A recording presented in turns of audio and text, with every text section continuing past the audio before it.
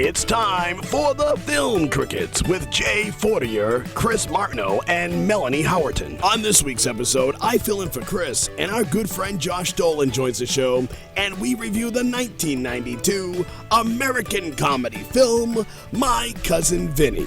You were serious about that? Does it stand the test of time? Let's find out. Your Film Crickets are on now. All right, hey friends, and welcome to the Film Crickets. It's a podcast where we review movies from 1980 to 1999 and decide beyond the shadow of a doubt whether or not these movies stand the test of time. My name is Jay Fortier. Chris Martineau can't be here today. He's the co-host, one of the co-hosts, and what are you talking about, Jay? I'm right here. I'm right, Chris Martineau.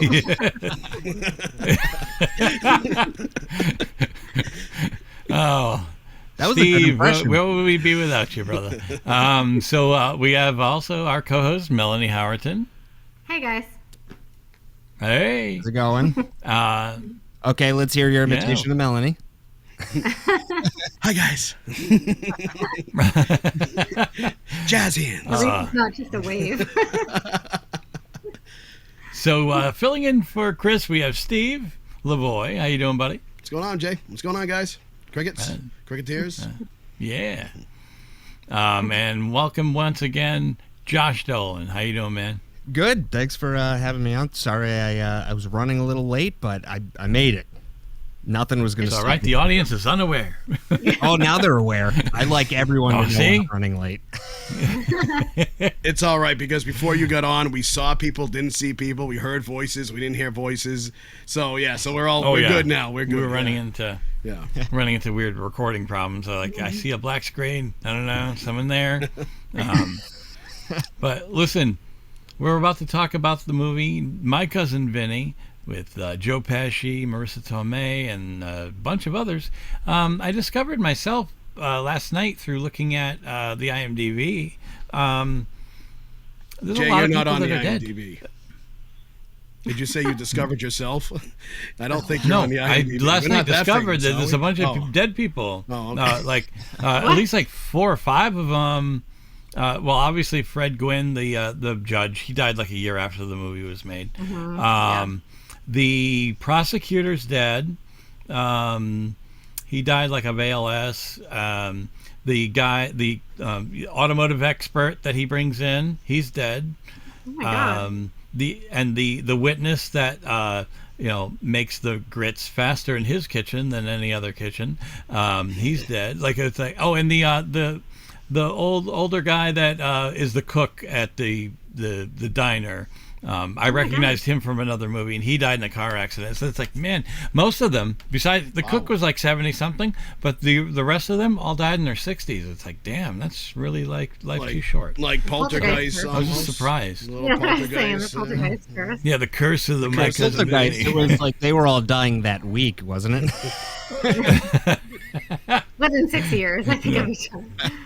Right, yeah. This is a movie that I think all of us here today love this movie. Chris, he didn't think it really worked over the years, so he already gave his little opinion on whether or not this holds up or how his feelings were, and we were kind of disappointed that he couldn't be here because he said, Did he send in a tape like the Oscars? right, he said my 2 cents is he said my 2 cents is not as good as when I first saw it, and Pesci has 0 character arc. So Wow. And I said that would have see. that's okay, because I would have liked arguing with him about that, but Well, you know what? Even if let's say that's true about the character arc. I mean, then this movie didn't need one because it was so damn good. If you want, I can we can do the my IMDb rundown just to quickly establish what's going on here. So this is normally Chris's job. It's My Cousin Vinny from 1992, rated R. It says 2 hours exactly, according to this. 2 New Yorkers accused of murder in rural Alabama while on their way back to college call in the help of one of their cousins, a loudmouth lawyer with no trial experience. It's not bad. It's a pretty good summary of, if you're going to do one sentence. yeah. And it's got, like I said, we talked about a few of the actors in there. So let's go around and we'll see where how long when people saw it back in the day, and then when if they even bothered to watch it this week for this, because I think it's one of those that's so beloved and it might not have to. So let's start with Josh. When did you first see this movie? And I'm not sure exactly when it was. I know I was in elementary school, and I was probably sick because I remember seeing it on like TV and just like laying in bed and seeing it. I must have been really sick because I remember just watching it over and over, and it was on TV at the same time like every day. And I didn't really get any of the jokes, but I knew that they were working. I didn't like a lot of movies where the jokes were going over my head, like the writing and delivery was so good. Like I just rewatched Austin Powers and I was like, I didn't get any of these jokes when I was 9, but like I got that it was supposed to be funny. And I kind of had that feeling with this movie too, because watching it as an adult, I was like, oh, that's what that scene's about. But I think I must have been like 6 or 7 when I first saw it. And then Did you watch it after The Price is Right? Because I know whenever I used to stay home from school and I was sick, like I can't watch The Price is Right now and think, am I sick? Like, what am I doing watching The Price is Right? Because I went from like school right to work, like I didn't have like a lot of times where I could just watch TV all day. So whenever I see The Price is Right, I'm like, is this a sick day? What's going on? Well, you had to watch it when you were sick. I don't know what it is. Dude, I'm so glad you said that. Because I've actually said that same exact sentence. I feel like I should have strep when I hear from Hollywood. Now, you guys, real quick, I'm going to take you down, some of you down memory lane. If you haven't seen the movie, then I'm sorry. But the movie is called Can't Buy Me Love. Do you guys remember that movie? Anybody? Mm-hmm. We reviewed it, yeah. Yeah, you and I did it. Yeah. Josh, you haven't seen it? no. Okay, so everybody else, the boyfriend, the ex-boyfriend or whatever, the guy that's away at college, Bobby, the girl's boyfriend that is a football player. Mm-hmm. You remember that? Well, he was like, yeah, I totally missed that thing. He is the announcer for The Price is Right today. Oh my God, are you really? serious? Oh, that's right. Yeah. You told me that. Yeah, that's amazing. Wow. How cool is that? That's crazy. Yeah. That is pretty cool. So had to share that. But anyways, Steve, we kind of talked off the air about it. Yeah, off the air. Yeah, well, it's because of you. So if I'm hooked on this movie, I blame you. I learned it by watching you. So, yeah, you told me about it, and I'm like, oh, My Cousin Vinny. No, I've never heard of it. And obviously, I knew who Joe Pesci was, and this was probably about 6-7 years after it came out. We watched it. Did I watch it separate? I don't know, but you were the one that we watched it together at my house. Yeah, it was at my parents' cool. house. Yeah. That's right. Yeah, it was cool. It was fun. It was kind of weird, like, because I'm watching, going, no, wait a minute, that's the Karate Kid. What? Huh? Yeah, that's the only place I knew him from. But yeah, so I'm like, what's he doing on here? But yeah, it's pretty cool, and it's just a great movie, and I had never seen it, so that was my first time watching it. And Melanie? I don't remember the first time I ever watched it. I just remember watching it all the time. And I did not need to watch it for this because I have everything in my head, like quotes, everything. I still say quotes from this movie all the time. Like, me and my mother cannot hear the word identical without going, identical. Every time me and my mom hear that word, we do this. And it's just crazy. But I did. I watched a little bit of it right before this, but I did not need to. I don't remember the last time I saw it. Probably not that long ago. My kids have watched it. I showed it to them. They love it. So I don't know. I just always grew up with it. I don't remember the first time. I saw it on video, I think, when it came out on video. Loved it right away.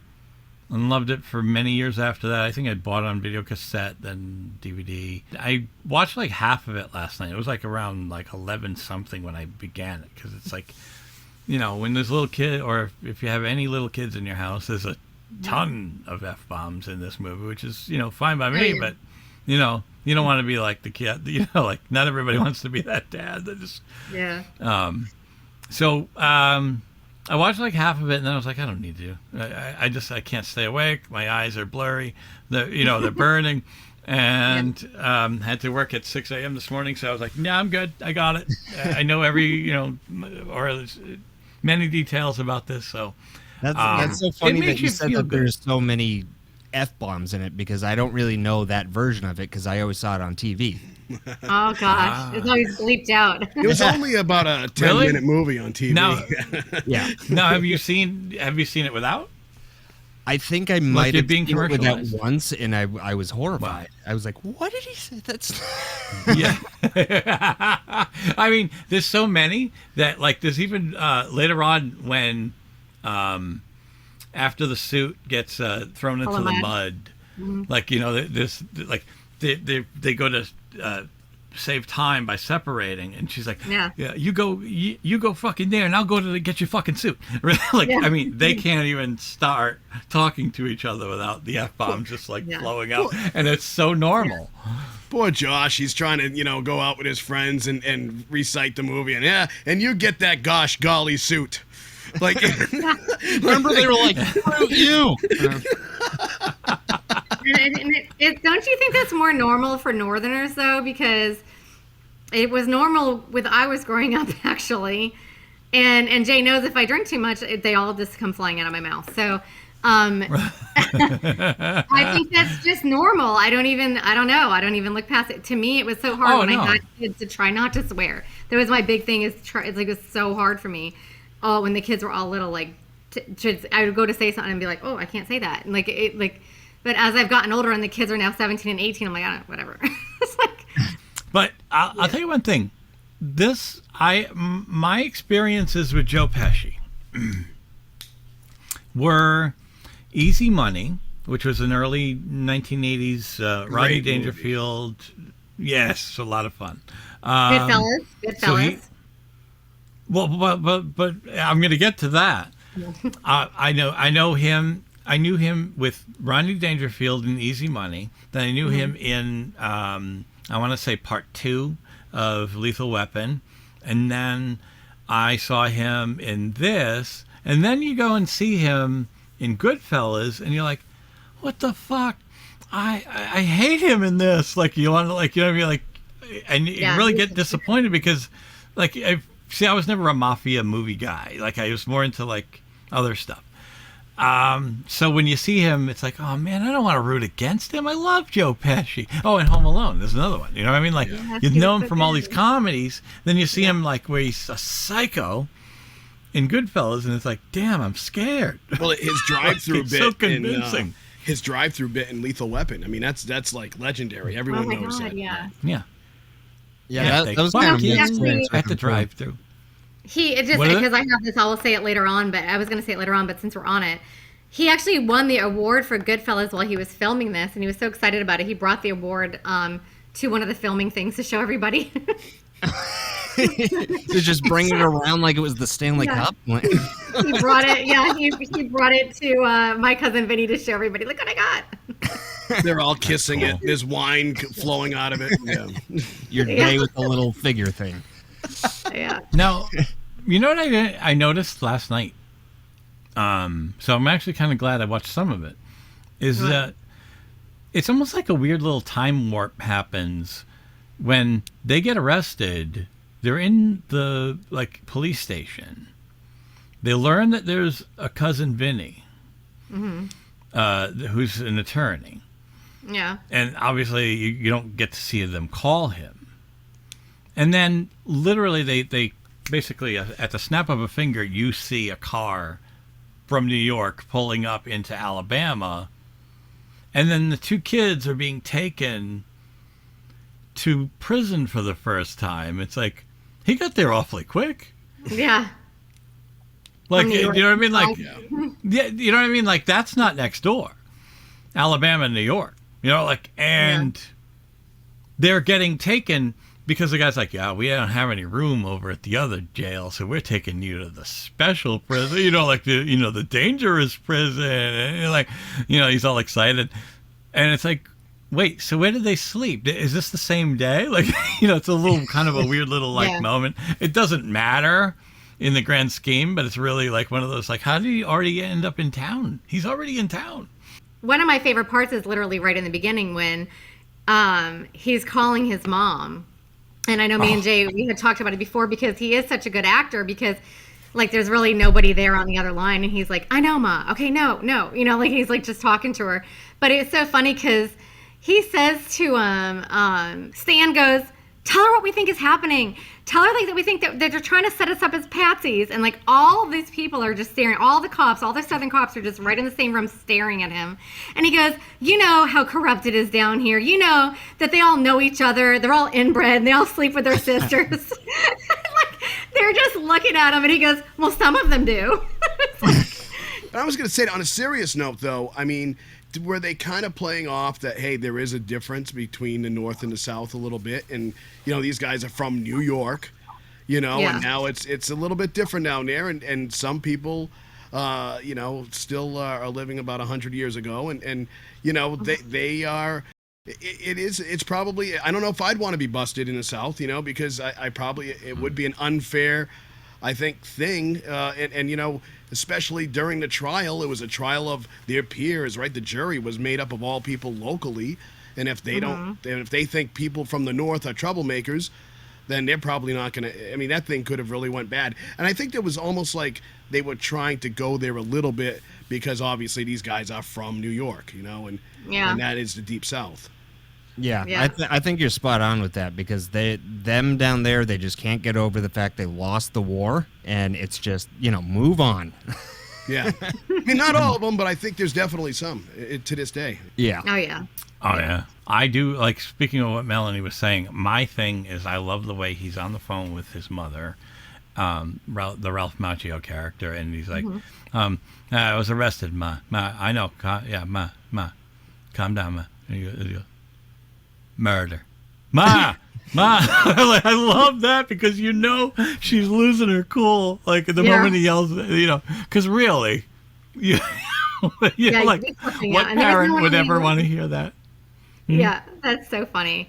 And then I love when Joe Pesci gets into town, and it's so funny because, like, he's like, she goes, what? And, like, she's sitting there with the camera, and she's got all of her tight, like, little clothes on, and he's like, you stick out like a sore thumb. She's like, what, me? What about you? He's like, I fit in better than you. At least I'm wearing cowboy boots. She's like, oh, yeah, you blend.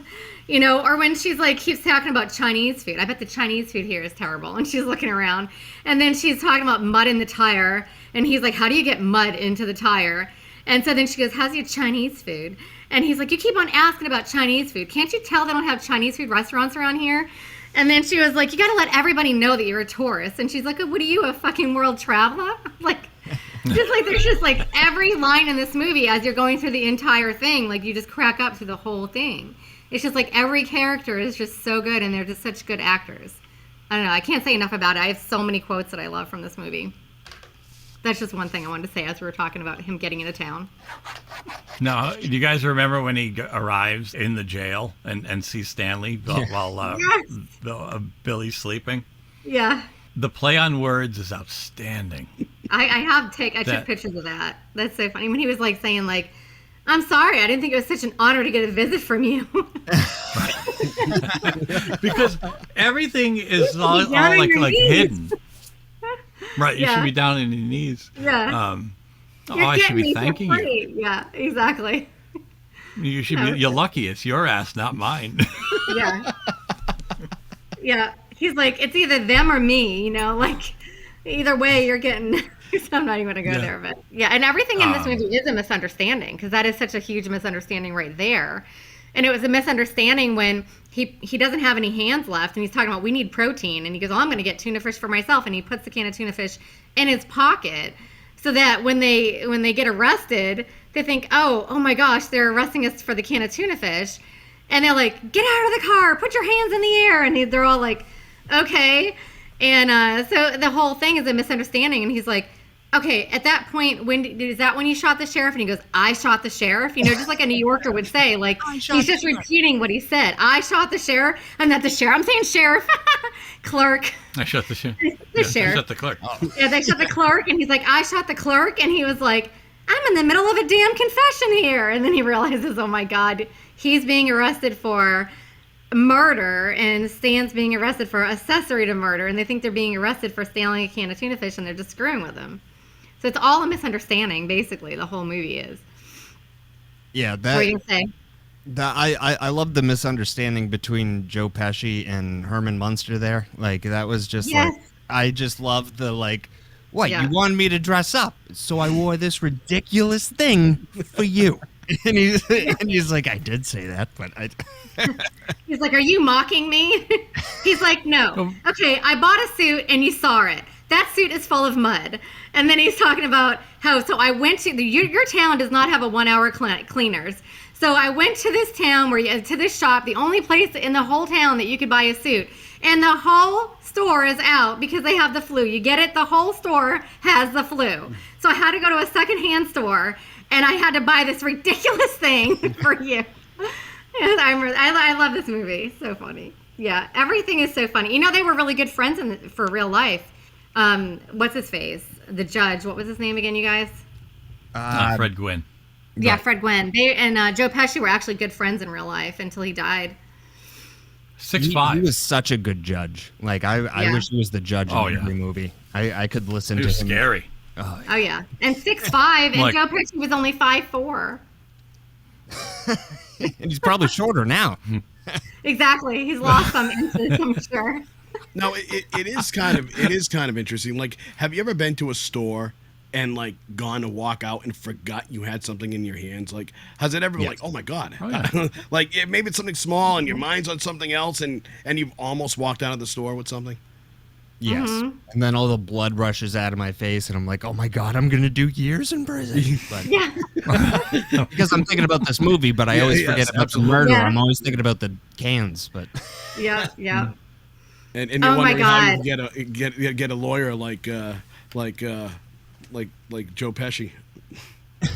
Oh, okay. So what about this quote was so funny when Joe Pesci gets up there and he's doing horrible, and Stan is like, you got to get rid of him, and he's like, I think we should take the public attorney or whatever, and he's like, shit, Stan, I don't want to fire him. I mean, he's family, and he goes, and my mother, the way her health is right now, and he's like, I appreciate that, but would you die for that? I mean, wouldn't your mother be more upset if you died?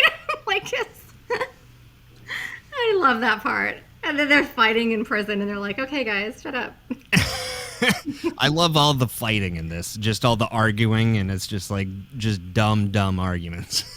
Yeah. Well, it's like it's also like northern New York, like angry, like but love mixed in the middle.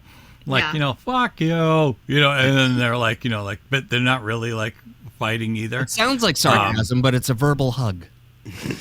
Well, it's like, that's what makes it so funny that like he had gotten contempt like 3 times, and he goes, don't bail me out, I might get some sleep finally, and then like there's a prison riot and he's feeling completely at ease, and he's Well, he sleeps like a baby because all the noise sounds like New York, and it's not some strange like farm noises or whatever.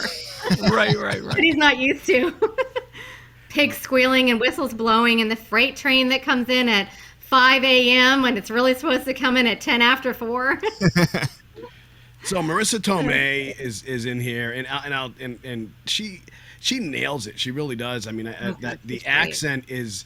I couldn't imagine this movie without that accent. Like, it's what really makes each line special and funny. Just the way she says it, the whole thing when she says, when she's getting older and her biological clock is ticking, and I mean, just the way she delivers these lines, she's really good at it, definitely. Oh, and she's like, "Oh, that was maybe a bad time to bring it up." Like, they didn't want to catch her since this movie. What'd you say? Like, she hasn't aged since this movie. I feel like she looks now like how she did when they were filmed. Actually, so doesn't Joe Pesci, but I think he just looked 90 back then. But he's always looked old. She's gorgeous. She has always been beautiful. She's gorgeous. The age difference between them, I had that written down. Oh my God, I'll never find it now that I'm on the spot. But he was freaking 49 and she was only 27 when they filmed this. Yeah. Long time. That's ago. a weird. It worked. What'd you say? It still worked. Yeah. It did work. It worked. Yeah. Yeah. Hit It 30 was just the way, years like too. the chemistry. Film hit They're 30 so years cute. this year, so. Hard to believe Wow. that film is now 30 years old. Yeah. It doesn't seem like that because I just don't feel like it seems aged at all in any way. Ralph Macchio It too. doesn't. How Ralph great is Macchio it? hasn't aged at all either. I mean, Oh, he's in He looks that great. guy. he's in Cobra Kai, Yeah. and he That still guy. looks 12. Yeah. I love Cobra Kai. Yeah. Yep. Yeah, he's He 60 looks years great. old now. And he's Is he still really? 12. Yeah, he's Yeah. older than. Unbelievable. I remember the day. It was like I remember once reading online. It was like 9 years ago or whatever. That he was now the age that Pat Morita was filming the first Karate Kid, or whatever. And this was like That's 9 years ago. crazy. That is So- crazy. Wow. I saw My Cousin Vinny long before I ever saw The Karate Kid. So when I saw that, I was like, he looks familiar. And I was like, oh my God, he was a kid. Oh Right, my God. right. Wow. I like did it the reverse way that the rest of the country probably did. But Yeah. He looks so little in the Karate Kid. He looks so tiny. I think he was already in his 20s for the Karate Kid. Probably. They did that a lot back then. It was just, yeah. It was just Yeah. that, he really had that look, though. And that And car they after were that, it driving. just took him forever. It was what a wax job on that car they were driving. You know? Right, the green one. Like, yeah. He had to practice. Oh yeah, right. How about the stuttering lawyer? I swear to God, when I saw that part, I don't know how anybody can't crack up on that. If they've never seen this movie and you've got that lawyer that comes out, you just don't expect it. He's stuttering so bad, he's practically spitting on people. And I watched that when I first watched that movie. I swear to God, I almost peed my pants. And I remember when he sits down, he goes, "That's it? That's all you had to say? What about all the stuff we talked about?" And he was like, "I get a little nervous sometimes. It's getting better."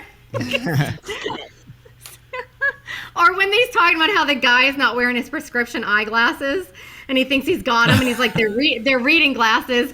And then he was like, "No more questions." And he sits down and he goes, "He's a tough one." Ian's like, "Yeah, he's a tough one."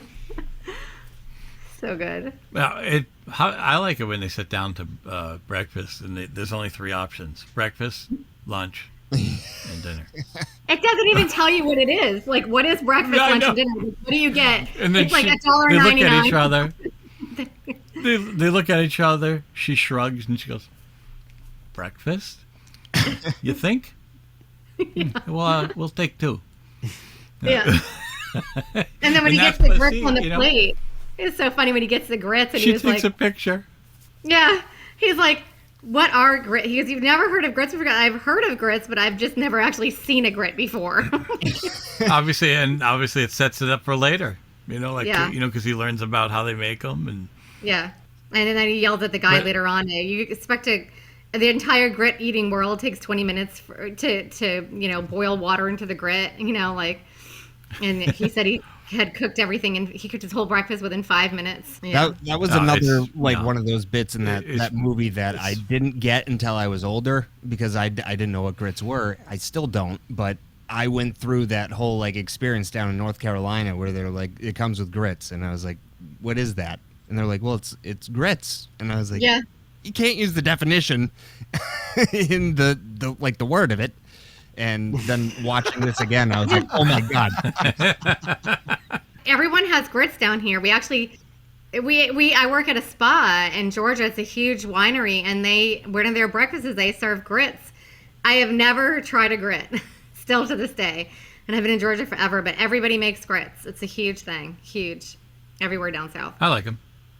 You've I tried don't them? know what they are. My wife's family's from the south, so it gets woven into stuff. Like, Do they make around here instant and grits? whatever. Oh yeah, it's from Quaker. Yeah, my uncle makes. By the way, those. it's brought to you by Quaker today. No. Yeah. I mean, basically, it's oatmeal, right? I mean, it's their fancy way of saying oatmeal. Nah, it's like no, It's it's corn. definitely It's a made of different corn. texture. You add butter and salt. It's not. But some of it I've you're not seen supposed to sweet add- though. Like Steve said, I've seen some of it that's flavored sweet, like an Maybe. oatmeal. But it's not. Yeah, I've seen it. Almost like a cream of wheat looking thing.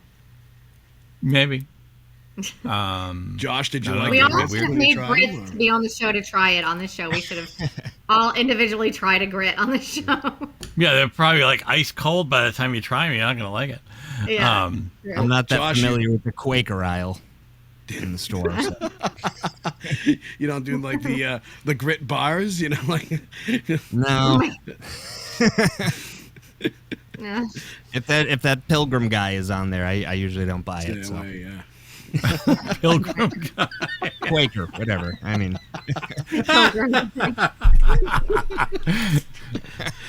Wow. it's funny. Pennsylvania's version of a Pilgrim. So. Oh my God. How about the part in the beginning when they're asking him questions, and he was like, "You haven't had to go to court. How long have you been practicing?" He's like, 6 weeks. And he goes, "But Vin, you graduated from school like 6 years ago. What have you been doing since then?" He goes, "Studying for the bar." And then Stan's like, "That's a lot of studying." He's like, "Well, to be honest with you," he's like, "I didn't pass my first time." And he was like, and he goes, "Oh, that's okay. You probably passed the second time, right?" "No, I'm afraid not." And he goes, "Third time's the charm?" "No, for me it was 6. It's like, you're on trial for life. They're talking about the electric chair that's not working right. It took so many hours for somebody to die and his head caught on fire. And then you got your lawyer who you're depending on for your life. Yeah, I've been practicing for 6 weeks. I've never been to court before. 6 times it took me to pass. You feel very good. I like it when they're in court. Now you think you're on trial for murder. Yeah. And Stanley gets upset because his name was mispronounced. Yes, I wrote She that said down. Steen. It's Stein. Or she said Stein. It's Steen. It's like I don't Young think it matters, man. Young Frankenstein. That's what he does, remember? Yes, Young but it's just Frankenstein. funny. It's like he's upset by it. It's like I think we should worry about other things. He was the voice of Donatello in one of the Ninja Turtle movies. Was he? Yeah. Stanley was? Has he been in anything else since then? Because he was so good in this. Yeah, I don't know. I mean, I'm sure he's been in a few things, but yeah, I just remember reading about that. But he was one of the voices. He was Donatello in one of the Ninja Turtle movies. I think he was such a good actor in this. I think he carried a lot of the movie because he had some of the funniest faces and lines in it. I think he was great in it. But I don't think I've ever seen him in anything else. Because he was so good, he went out on top. That's right. Oh my God, so many funny quotes. When Really? Joe Pesci was like, "I could use a good ass kicking. I'll be very honest with you." Oh, and he's like, I'm a lawyer. He goes, "Oh, you're giving me a counter offer." See, I'm a lawyer. And we call that a counter offer. And he's like, "I'll tell you right now, I could use a good ass kicking. I'm not going to lie. He gets I'll him go on with the his all rolled up. $200. Yes, go ahead, Jay. Tell me about that. No. It's funny. He goes, I think I'm just going to take the 200. And then a little later, he goes, "Tell you what, when you get the 200, then we'll fight." Yeah. And then you see him, he goes, "Look what I got." And he goes, "How do I know that's not a 20 with a bunch of ones like stuffed in the middle?" Oh, yeah. It's $200. He goes, "Fan it out," and then he's like, he walks away because it's just a bunch of ones. Does anyone ever think about this movie if, like, you're having jury duty or something? Does it like, pop in your head, like, parts of this movie while you're sitting there? Have you ever been and had a case and you're like, "Oh, yeah, this is just like My Cousin Vinny," Or what would it be like, looking around at the other jurors? And, yeah, I mean, it's just, kind of similar in some ways. Yeah. Oh, it's so similar. It actually, thinking about that movie and talking about it right now actually gives me anxiety now because I went through kind of a similar situation where I was with the tuna cans and then I was like, "You what?" So I went through a whole court thing where I was just like, "Oh my God, my life is over," and it's just because everyone around me is an idiot right now. But Oh my God. it turned out good. But We're going to be in here Shout for out Worcester Court. days. Yeah. knock on wood. I got called once for jury duty, and it was from a state I used to live in. Oh. So so like you I didn't even have to didn't- go because I was like, I called him. I was like, I've been living in Mass for the last like 15 years or 20 years or whatever, and it was Rhode Island that called. I was like, "I'm sorry, I don't live there." I'm starting And to the guy get a was a little douchebag. offended that I've never been called for jury duty. I'm Wow. like, what? No, but I mean, I technically haven't. You know what I mean? Like, so I'm still in your corner. Did you I've ever, never been. you never got a letter to go in, or you just went in and No. they said no cases? Nothing. Nothing yet? I've never gotten a letter. I think maybe because I was on the other side of the bench a couple times, so maybe that disqualifies me. I don't know. Wow. Yeah. No. And who knows? Yeah. I don't know. I don't know how that whole thing works. But I got picked. George Carlin. Remember George Carlin? Here's how you get out of it. Tell him you can spot guilty people just like that. Yeah, I never had to do it. They called me one time, and I don't know how I got out of it, but I did. I must have answered some question wrong, because you know how they take you in first and they ask you a bunch of questions, and apparently I said something I shouldn't have said. You I don't probably know put what it down said. Michael Myers as a reference or something. Yeah, I don't know what it was. And then I didn't have to do it. I've never been called again. I don't want to be. I was just going to say they probably do research on I don't know. I haven't done anything wrong. Neither have I, but... But like they Josh probably like see my stand-up act online. Josh, I don't even write them. That's what I can hear him. All right. What about when he's in court and he's talking to that guy about all the brown stuff in his windows and all the trees and the leaves and the bushes and? He goes like, "What's this stuff? This right here?" He goes, "It's a screen." And he's like, "What's all this cruddy stuff? Dirt." and this stuff right here, those are bushes. You know, it's like all these like obstacles. Yeah. No, it's just, you know what it is. I think why we love this so much is the writing is so good. Like, you know, like the flow, the lines, like it's so quotable. It's How so cool. I good. mean, you could quote this with like all day, keep going. I mean, it's just that damn good. I mean, and it gets all tied up at the end, wrapped up nicely by the testimony from Marissa Tomei. I mean, like, everyone loves that scene. If you don't, then I don't know.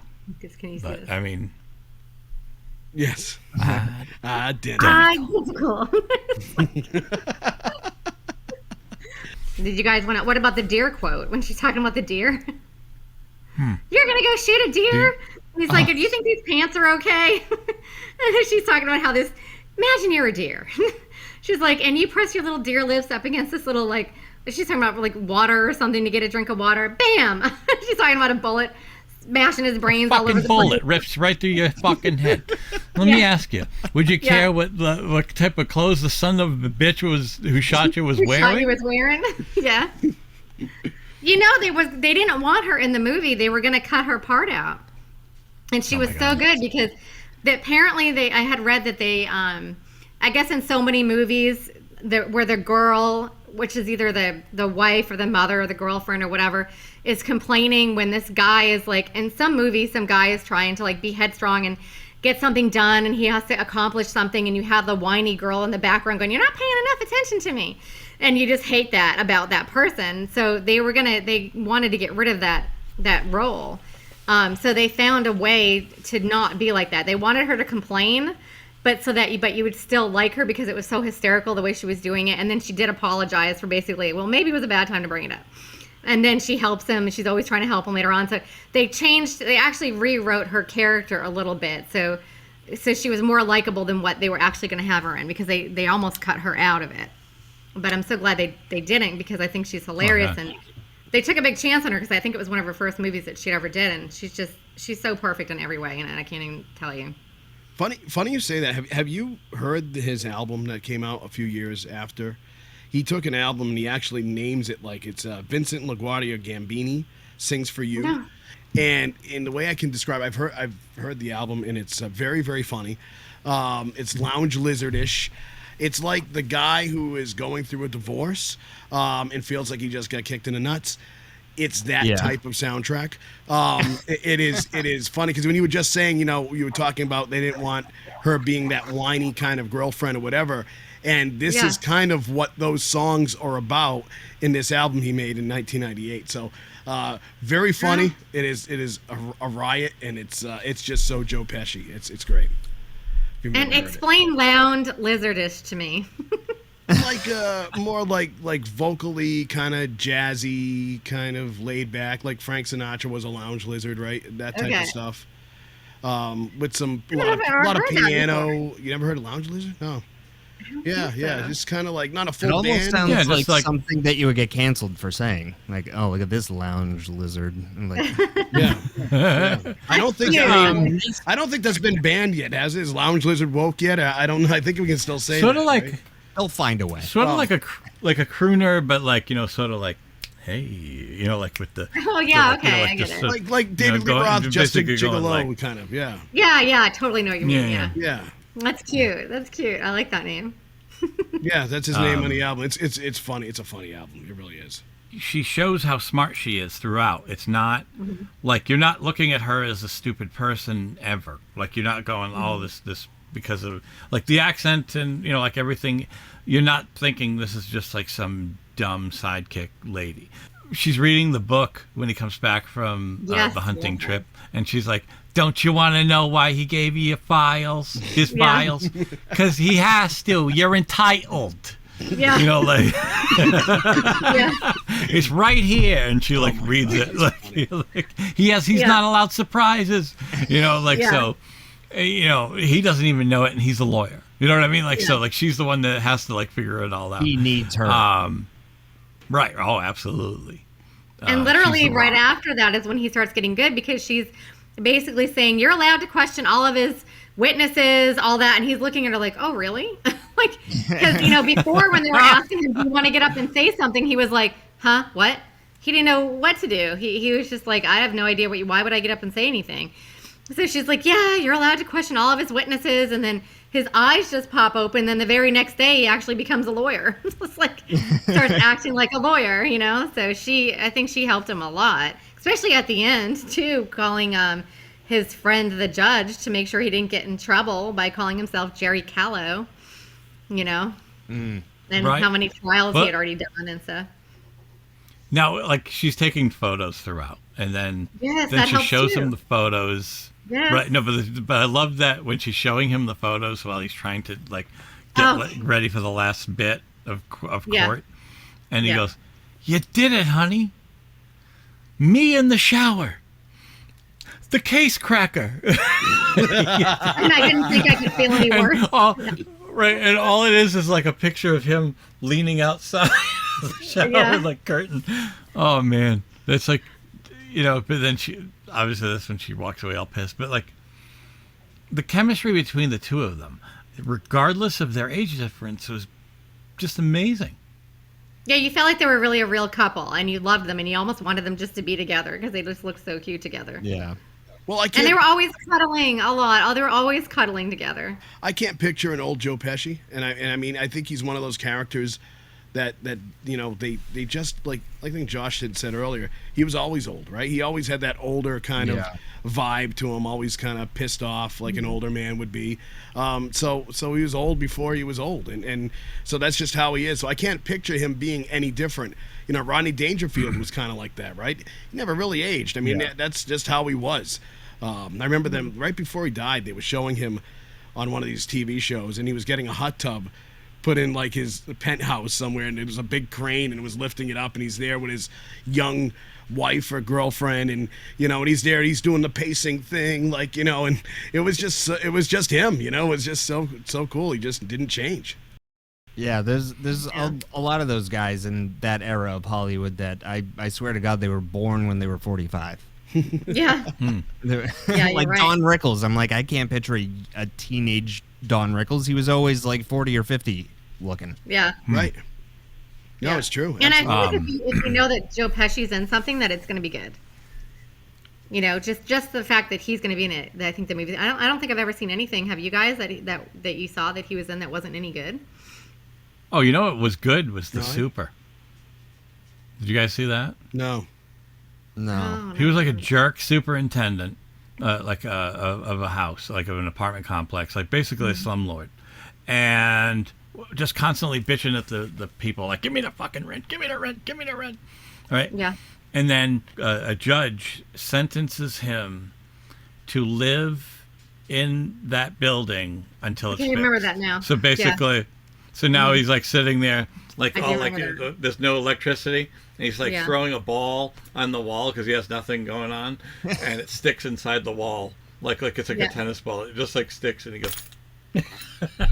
It's very I do funny. It remember came that. out like maybe like a year or so after My Cousin Vinny. The only So- role that he was in that bugged me was his role, which it wasn't like he was doing a bad job. It was the character's eyebrows that he played in JFK, in Oliver Stone's JFK.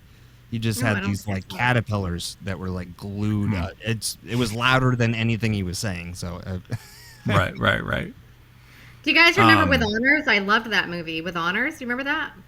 No. He was like a homeless man.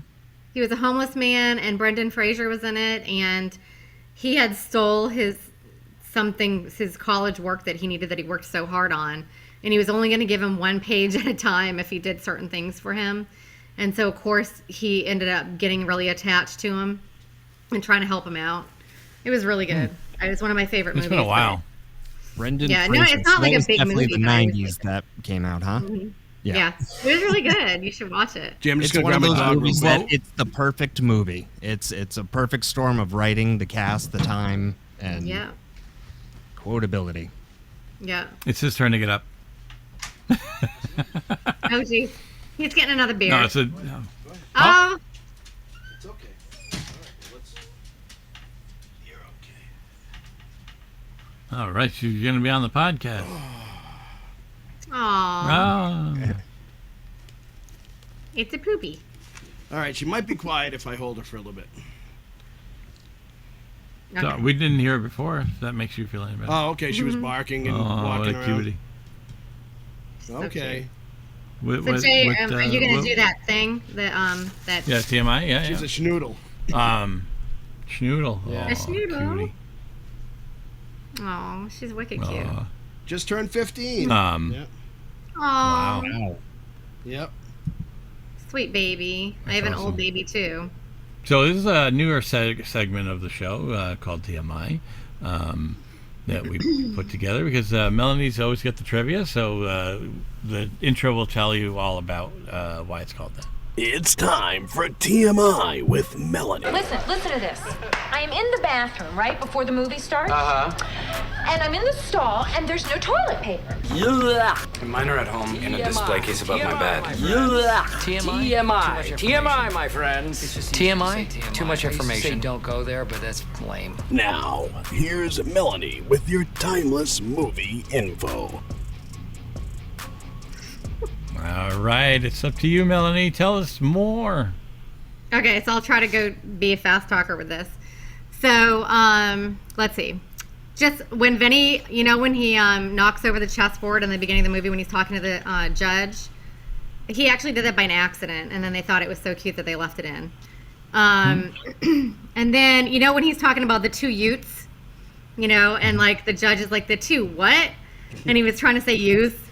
That actually was real. In fact, it was a real conversation between Joe Pesci and Jonathan Lynn, who is British and had a very, he was the director. He had a really hard time understanding Joe Pesci because of his New York accent. So he actually, that whole thing was real, and he decided to leave that whole routine and write it into the film. So I thought that was cute. That's awesome. Yeah, and then when you know how we were talking about when he was like, now Riley, Mrs. Riley, and only Mrs. Riley, how many fingers am I holding up? Joe Pesci ad-libbed that. He ad-libbed the only Mrs. Riley part in there. And then Beecham County is not a real county in Alabama. The whole thing was actually filmed in Georgia, where I am now. And the Sacco Suds is actually real, and it's still open. Oh, real I quick, don't- but Yeah. just before I forget, I think Yeah. it's pretty funny that the place that the pool hall, Yeah. it says pool and chicken. I just thought it was like a funny thing to offer. Like it's like we got pool and chicken. Yeah, the that is town- funny. the I town didn't even is, notice that. I read about the town. It's only like 2,000 people or something like that. It's a very small town. It's funny that I learned today that it was in Georgia, and I didn't know that. Budget was $11 million, and the box office was $64.1 million, so they did pretty good. So Melanie, I would say take a road trip but don't go to any gas stations. Don't stop anywhere. Make sure that I don't get any snacks along the way, just in case. Yes, and don't go in like an older 64 type car. Yeah, absolutely. Yeah, for sure. Oh, speaking of the cars, the red convertible that Vinny and Lisa are driving is a 1962 Cadillac. And that's the other thing why I don't feel like it feels aged, because they were both driving older cars, like past, way past the movie time. It's just, and even like their clothes don't really feel that age, because I mean, they're from New York, like, I don't know. They just don't feel, it just doesn't feel aged to me. Christopher Lloyd was considered for the role of the judge. So I'm so glad they went with who they did go with, because I love him. Especially the size difference, man. Yeah. Mm-hmm. Like, it's so much more intimidating when Fred Gwynn is standing up at 6'5" to Joe Pesci's 5'4". And I love Fred Gwynn, and I'll just have to say, even though this doesn't have to do with anything, but when he's talking in Pet Sematary, and he's telling that story about the town and the cemetery and all that, he pulls you right in whenever he's talking. I mean, when he's talking, you just stop and you just listen to him. I love him, so I'm so glad they went with him. The director went on an off-road trip to the South to research this movie. So he drove through Mississippi and Alabama, and he said his car got stuck in the mud. Every restaurant had grits on the menu, and he actually experienced the call of the screech owl. So he put all those things in there. And then this whole, the prison that they were in, that was a real prison, and all the prisoners that were screaming at them along the way were actually screaming really crappy things at them. They had to cut out a lot of stuff. But it was real prisoners, a real prison, and they said they were petrified. And they had to cut out a lot of what they were saying to them, because they said some pretty crazy things. And it said that the guards there, they were real prison guards. Oh, when Vinny's trying to do that card trick to kind of convince him to keep him on as a lawyer, he learned that card trick because, of course, and being in a movie, you could have filmed something where you could have stopped the filming and then redid it to make it look like he was doing something. But the producer was like, it's super important that this is not faked. So he had to learn the card trick for that. And then, so one of the film's running gags is that Joe Pesci's constantly being woken up by the steam whistle, noisy pigs, the screech owl. So the screech owl was a real owl. A lot of people think it's a puppet, but it wasn't. And they actually were trying to train it a little bit for that, and they shot off a lot of guns around this owl, like the week before or whatever, to try to make sure that the owl would get used to this gunfire and wouldn't be scared, so he just sat there. And they were trying to get him to open his mouth to look like he was screeching, because he didn't want to screech. So they figured out if they put a piece of meat in front of his face that he would open his mouth. And then they had to pull it away really quick, and they had to film him. And then they edited in the sound after that. But they said it was so cool. The owl was really cool to work with, and they were just really lucky with how well he did on the film. And how funny is it when he just comes outside? He goes bang, bang, bang, bang, bang, shoots at nothing, and like you just because you see the owl the whole time while he's screaming. And the owl just looks at him and just turns his head like, okay, whatever. And then he just screams again. Screaming again. Yeah. But they said that was all real, like the way the owl acted. I mean, he looked at them. He did shoot guns off. He looked at them and he was like, whatever, because they got him used to the sound, so he wouldn't be scared. Because it was deaf by the time they were shooting. Probably. Yeah, but he was cute. They said everyone thought it was like a Muppet or something, but it was real. I thought it looked real. Yeah. That's it. That's all I have. All I can think of now is that the prison had their own Oscars when the movie came out. Like, hey, that was me, prisoner number 1. There I am. Like they're celebrating. Yeah, right. Those are my hands. No, but think about that for a second. What a dangerous thing! You're putting actors in a real prison for a second, and what if something like went wrong? Mm-hmm. Where somebody broke free and opened up all the other gates, and come on, there's a freaking riot. One of the prisoners said, "Hey, Danielson, think you can kick my ass?" Someone said something like that when he was in there. Yeah. Apparently, they had to, like I said, they had to cut a lot of stuff out that they were saying, and that they were really frightened. I think they were in there for I don't know if they said 40 minutes or something, but wow. They said it took up to 40 minutes to get from the outside of the building to where they were shooting. And I don't know, it was 40-minute time or something that they were just kind of walk through. That's how long it took, and they were screaming at them. the whole time, but it was all real. So that's got to be like the weirdest. Like, so how'd you get that movie role? Oh, assault and battery, and Yeah. I tried And out he's showing for his it. I kids. really did. He's showing his kids when the kids are older. That's your dad right there. That's me. I was in that movie. Remember when Mom was saying I was on vacation? I wasn't. I was... Yeah, that's right. I'm in the credits. Yeah. I'm famous. Yeah. Well, I only before stole a we hit can of the tuna fi- fish. Well, that's all. You want me to sign right. one? Yeah. Before we hit the final that was in judgment, Gainesville. Gainesville is not far away from me at all. Gainesville, where that prison was, is like, I don't know. It depends on what area of Gainesville it is, but it's like probably less than 30 minutes away from me. You're not going to show up and say, "Can I see the stall where this was filmed?"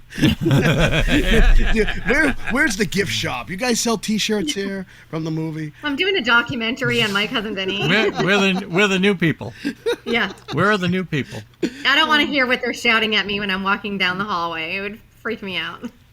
But before we hit final judgment, I do like when they're all on the bus together because he got in trouble for contempt. Yeah. And he's like, and they're like, you could have asked him a question, right, Vin?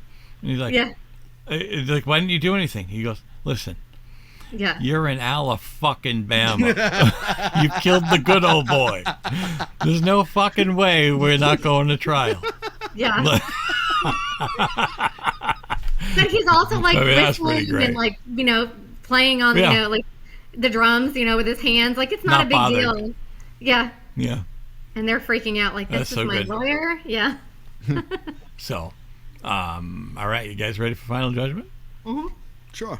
It's time now for final judgment. Are you ready to rubber stamp this bitch? Here's the final judgment. All right, it's time for final judgment. At this point, up until this point, it has been about opinion, but now it's about fact, and we're going to see if we can make sure by asking this question, does this movie stand the test of time? Let's start with Josh. I think the jokes and the comedy of it does stand the test of time, but I think the whole backbone of the movie doesn't, because that would never happen now with everything being on camera. Like, I mean, they would just go to the gas station's ring light and they'd have their answer right there. So we wouldn't have to go through all this. But yeah, it was just a different world back then where you didn't. Must have been so easy to be a criminal back then. Like, if nobody saw you, then you kind of got away with it. Like, But you know what? I guarantee if I drive down to that Sacco Suds right now, it probably does not have cameras outside. well, the that's way a whole that thing. That's a whole thing back to the South. They're Yeah. 2 years behind, but Yeah. but I'll go drive down there and see. I'll take pictures. okay. See if there's any cameras outside now. But I think it could be a movie that, I mean, you can watch it today and it's still just as funny. It's just I think the backbone of the movie would be a little different. Yeah. Who's next? Steve and Dog. All right.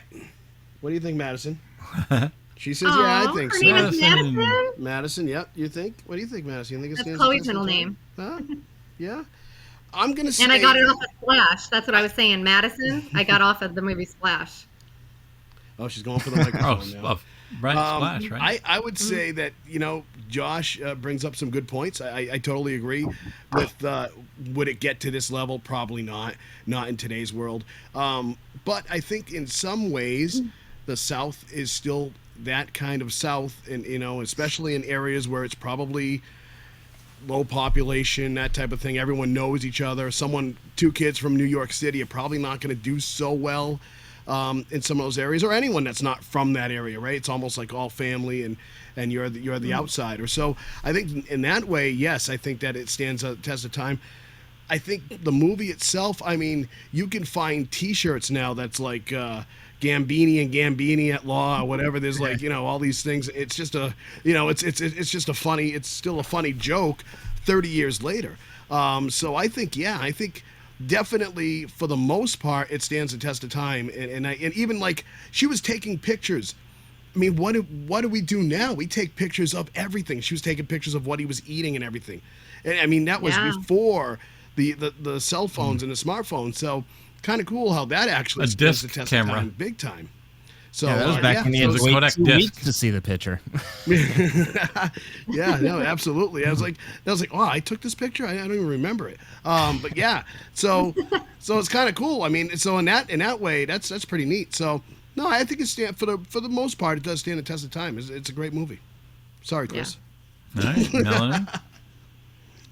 So I'm gonna say yes, just because. Again, if I think it came in the movies now, just to have it released in the movies now, and people that have never seen it before, or say you have this movie on DVD, and you have somebody come over your house, and you're like, "Have you ever seen this movie before?" And they're like, "No."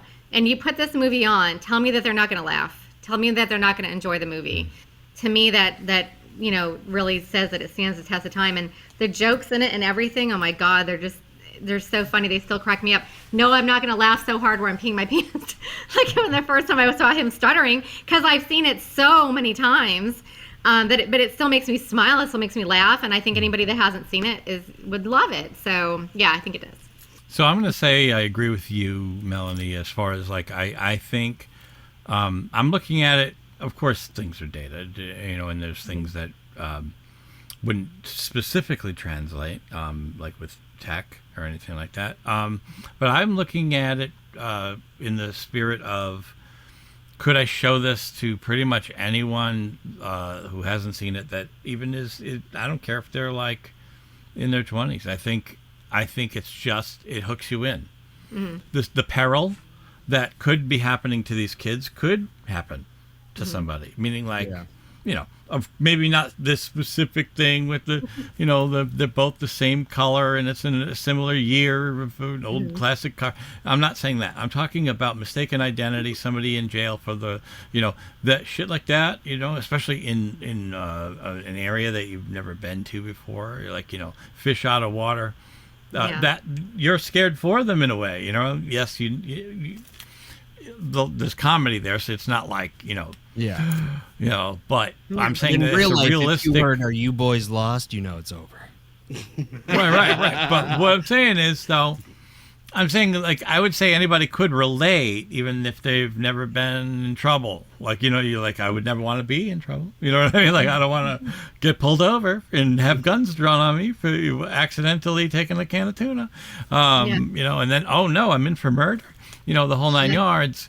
And I just think the comedy, the flow of whether, the way Joe is communicating with Marissa Tomei, I mean, it's just genius. And then who doesn't get excited listening to her just rattle off, like proving all those dopes wrong about how awesome she is about knowing cars? Yes. Oh my God, I totally forgot to mention that. That was a real conversation too. I don't know where the heck it went, but literally, well, for one thing, when it said "dead on balls accurate," that's actually a real quote from Joe Callow, from who the name Jerry Callow was borrowed from. And remember the entire time that guy was talking, I don't know where it is now, but he was talking and he was like about the tires, and the lawyer was like, "Oh, does that thing?" What does he say? That thing come with something or other, and he goes, "Only on the floor models." Remember what they say in that whole? That was like, actually word for word verbatim from an actual court case. Like the whole tire thing, exactly what he says, the way he was joking around with it, the caliber, everything how he tested the tires, and then the lawyer joking around with him saying that, And then when he said only on the floor models, but that whole thing was real. It was taken from a court case.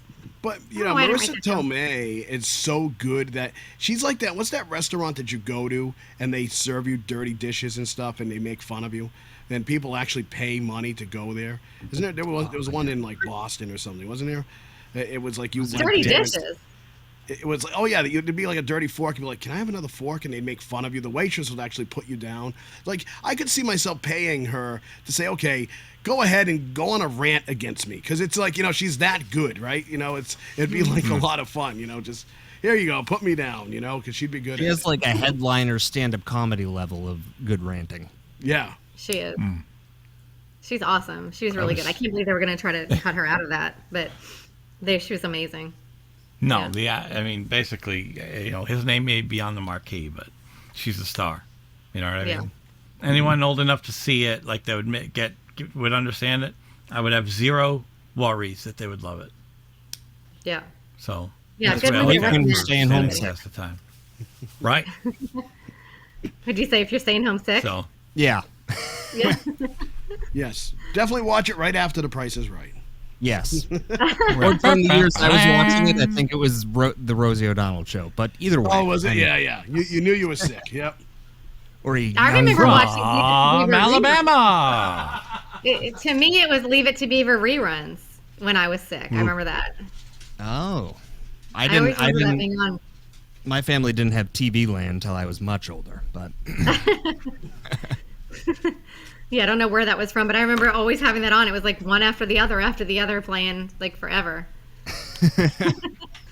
Well, I really appreciate both of you guys coming on here. It's obviously my dog didn't see my sign. Recording. Hey, that's what you need, Jay. You need that. Yeah, thanks for having us on. Thanks for having me on again. I'm always surprised when you ask me back because after every time we record, I'm like, that's the last time they're going to ask me to come on. Oh, no, man. Can I tell you that my daughter loves you? My older daughter, Emma, she loves you and Tad. She's like, oh my God, I love them. And Steve too. But like, I said, Josh was coming on today and she's like, oh my gosh, he was so funny. Cause I said, the one from Killer Clowns. And he's like, she goes, yeah, I loved him. Oh yeah, I loved it when they gang tackled Jay. It was like, this movie sucks. Yeah. Off the top rope. I was where's the ref? Chris pictures of parts of the movie, and he goes, "What the hell is this?" He goes, "What the hell are we watching?" I was like, "Here we go again." I was kidding. All right. Okay. So that being said, that was our show, everybody, and I'd like to thank them for ganging up on me again for that one last thing about Killer Clowns. No, but once again, I'd like to thank also not only Steve Lavoie for joining us, but Josh Dolan. Thanks again. You want to tell everybody about your podcast, man? My podcast is Breaking the Ice. Look at that. Mm-hmm. Right. Yeah, it's Breaking the Ice podcast. There's a million other podcasts called Breaking the Ice, but if you type in my name or Mike Shue's name with Breaking the Ice, that one should pop up. And we got a bunch of huge guests coming up, and we're actually doing a live podcast, our first live one from the DCU Center. And we're not, selling tickets for the DCU Center, but we're gonna be doing the pregame show for one of the Worcester Railers games, the cool. ECHL team. That's awesome. Yeah, that's awesome. So we're absolutely. We're gonna be doing a lot of stuff with the Railers down there. And Steve has season tickets for I'm a that. season ticket holder. So that's really? Cool. Yeah, absolutely. Oh, okay, cool. Yeah, that's awesome. I love it. And I love your podcast. It's great. It's a lot of fun. It's definitely a lot of fun. Oh, thank you. I'm so surprised that this stuff's working. I mean, well, thank you guys. Thank you for joining us, and thanks Steve again for all his vocal intros and all those things he does for us, and Draco and the Malfoys for our amazing theme song. And we'd ask you, please, folks, rate and review and like and subscribe on YouTube and all that stuff. So I am Jay, and on the behalf of the absent Chris and Melanie, I'd like to thank you again for joining us on the Film Crickets. Oh, he is here. And so is Madison. And until then, until next time, movies may not age like fine wine, but we drink them anyway. Film Crickets, chirping about movies.